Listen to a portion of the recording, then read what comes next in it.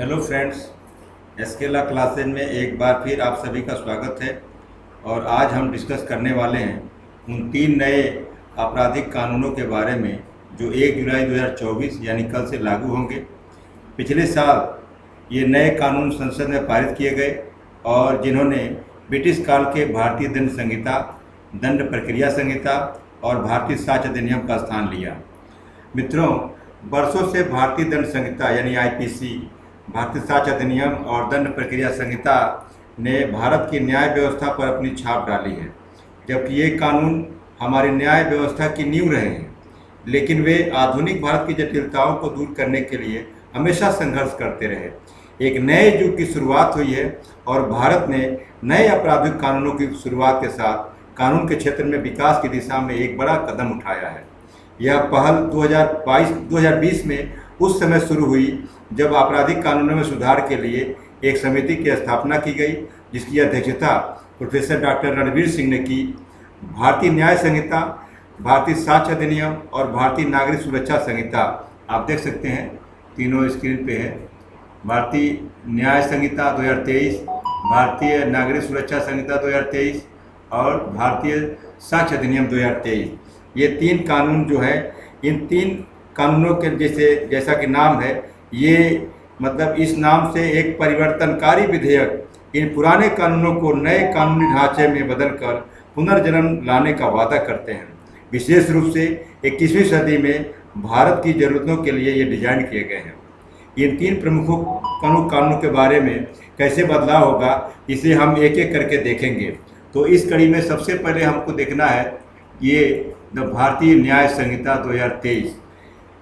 ये भारतीय न्याय संहिता 2023 जो एक नया कानून है और भारतीय दंड संहिता 1860 यानी इंडियन पेनल कोड की जगह लेगा।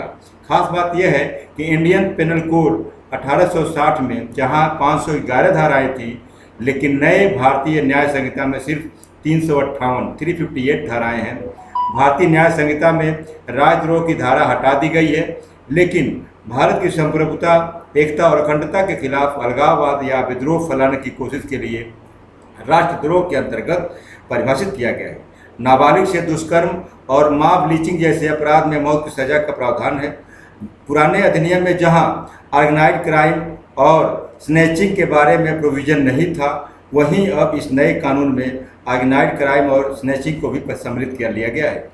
इसके अलावा इस नए कानून में और जो महत्वपूर्ण बदलाव किए गए हैं उसमें यह है कि पुराने दंड संहिता में कहीं भी चाइल्ड को डिफाइन नहीं किया गया था, जबकि इस नए कानून के अंतर्गत चाइल्ड को भी डिफाइन किया गया है। जेंडर के डेफिनेशन में जहां पहले केवल मेल और फीमेल की बात की जाती थी, वहीं इस नए कानून के अंतर्गत मेल और फीमेल के अलावा ट्रांसजेंडर को भी सम्मिलित किया गया है। पुराने भारतीय दंड संहिता के धारा 320 के अंतर्गत जो ग्रेवियस हर्ट यानी घोर उपहत्या को परिभाषित किया गया था, जिसमें यह बताया गया था कि कोई भी चोट जो जीवन को खतरे में डालती है या जिसके कारण पीड़ित को 20 दिनों तक गंभीर शारीरिक पीड़ा होती है या वह अपने सामान्य कार्यों को करने में असमर्थ हो जाता है, वहीं इस अधिनियम में उस 20 दिन की समय सीमा को घटाकर 15 दिन कर दिया गया है। देश को नुकसान पहुंचाने के लिए विस्फोटक पदार्थ और जहरीली वस्तुओं का उपयोग करने पर आतंकवाद की धाराओं में मुकदमा चलेगा। सजा और कानूनी प्रक्रिया से बचने के लिए जो लोग विदेश भागने वाले होते हैं या विदेश भाग जाते हैं, उन पर मुकदमा चल सकेगा। अगर पुलिस विदेश में बैठे अपराधी को तय समय के अंतर्गत नहीं पकड़ पाती है तो भी कोर्ट में प्रकरण पेश किया जा सकेगा। राजद्रोह के मामले में आईपीसी की जहां धारा 124A होती थी, वहीं इस नए कानून के तहत धारा 150 के रूप में पहचानी जाएगी। भारत सरकार के खिलाफ उकसाने और युद्ध छेड़ने जैसे प्रयास पर आईपीसी की धारा जहां 121 के तहत कार्रवाई होती थी, वहीं अब इस नए अधिनियम के अंतर्गत धारा 146 कहलाएगी। अब हम देखेंगे दूसरा जो एक्ट है वो है भारतीय नागरिक सुरक्षा संहिता 2023। भारतीय दंड प्रक्रिया संहिता जो 1973 की थी यानी क्रिमिनल प्रोसीजर कोड, उसकी जगह ये लेगा भारतीय नागरिक सुरक्षा संहिता 2023। क्रिमिनल प्रोसीजर कोड में जो है कुल 484 धाराएं थी, उसके मुकाबले इस नए अधिनियम में जो है 531 धाराएं हैं। कानून में किए गए बदलाव अपराध की विवेचना से लेकर न्यायिक प्रक्रिया में तेजी लाएंगे। इसमें मामलों की तय समय में जांच और सुनवाई का प्रावधान किया गया है। खास बात यह है कि जांच और सुनवाई पूरी होने के बाद 30 दिन के भीतर फैसला देने का प्रावधान किया गया है। यौन अपराध से जुड़े मामलों में पीड़ितों के बयान की वीडियोग्राफी अनिवार्य कर दी गई है।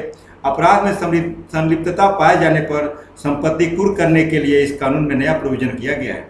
अब हम देखेंगे द भारतीय साक्ष्य अधिनियम 2023। ये नया कानून भारतीय साक्ष्य अधिनियम 1872 की जगह लेगा। नए कानून में कुल 170 धाराएं हैं, जबकि इंडियन एविडेंस एक्ट में 167 धाराएं थी।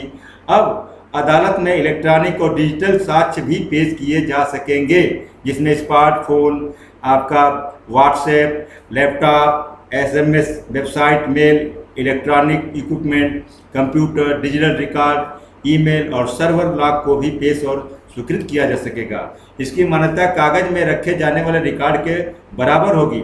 नए कानून के तहत केस डायरी, FIR, आरोप पत्र और प्रकरण से संबंधित सभी जानकारी का डिजिटलाइजेशन किया जाएगा।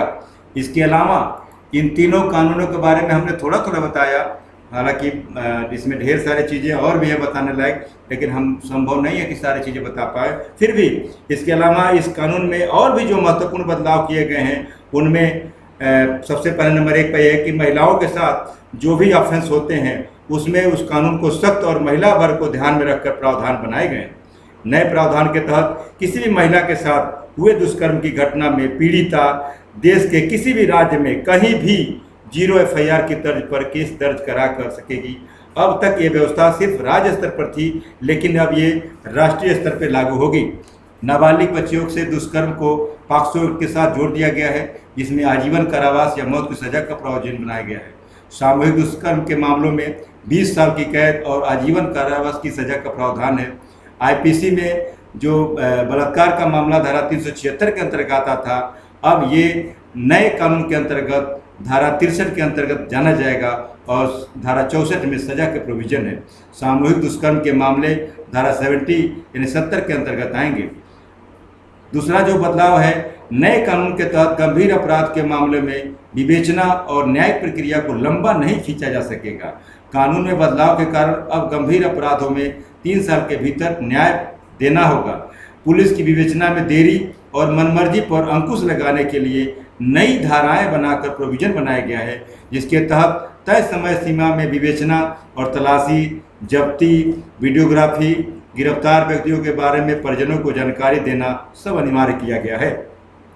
तीसरी जो महत्वपूर्ण बात है कि नए कानूनों के तहत पीड़ितों और गवाहों की समस्याओं को ध्यान में रखकर कई प्रोविजन बनाए गए हैं। अब किसी मामले में कोई गवाह घर बैठकर वीडियो कॉन्फ्रेंसिंग के माध्यम से भी बयान दर्ज करा सकेगा। कोर्ट जाने की जरूरत नहीं होगी। 3 साल से कम सजा वाले केस और 60 से ज़्यादा उम्र वालों से पूछताछ के लिए मजिस्ट्रेट की अनुमति अनिवार्य होगी। 7 साल से ज़्यादा सजा के मामलों में फॉरेंसिक रिपोर्ट अनिवार्य होगी। 7 साल से ज़्यादा के मामले में पुलिस हथकड़ी लगाने के लिए स्वतंत्र रहेगी। नंबर 4 है, सड़क दुर्घटना से संबंधित हिट एंड रन मामले में अब दोषी को 10 साल तक की सज़ा भुगतनी होगी। पहले ये सिर्फ 2 साल की सज़ा होती थी, जिसे बढ़ाकर अब 10 साल कर दिया गया है। दरअसल हत्या जैसे अपराध से बचने के लिए हिट एंड रन जैसे मामले तेज़ी से बढ़ रहे थे। इसी को रोकने के लिए इस तरह के बदलाव किए गए। नेक्स्ट, विदेशों की तर्ज पर कोर्ट अब अपराधी को समाज सेवा से जुड़ी सजा भी सुना सकता है। जैसे एग्जाम्पल के लिए साफ सफाई, वृद्धाश्रम और अस्पताल में सेवा कार्य और पौधरोपण जैसे काम सजा के तौर पर सुनाने का प्रोविजन इस नए कानून के तहत किया गया है। तो फ्रेंड्स, आज हम लोगों ने जो 3 नए क्रिमिनल एक्ट जो लागू हो रहे हैं कल से, यानी 1 जुलाई 2024 से, उसके पे हमने थोड़ा सा बताने का प्रयास किया। उम्मीद करता हूँ कि आप लोगों को ये वीडियो पसंद आया होगा, और अगर पसंद आया होगा तो आप कमेंट करके ज़रूर बताइएगा। इसे लाइक, सब्सक्राइब करिएगा।